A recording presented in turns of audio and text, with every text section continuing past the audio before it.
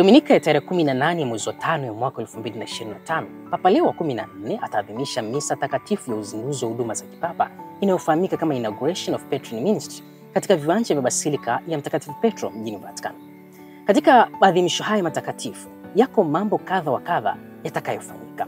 Swala la kwanza ni kuvalishwa kwa palia takatifu, kitambaa kilaini kabisa kinachovaliwa juu ya kazula ya Baba Mtakatifu.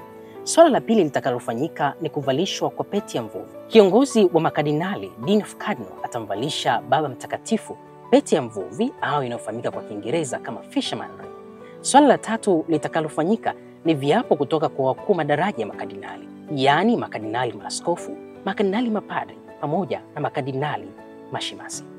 Haya ni sehemu ya mambo machache yatakayofanyika. Je, umejifunza lolote kutokana na swala hili? Tuandikie hapo chini kwenye comment na tutasoma hapo baadaye. Asante na kwaheri kwa sasa.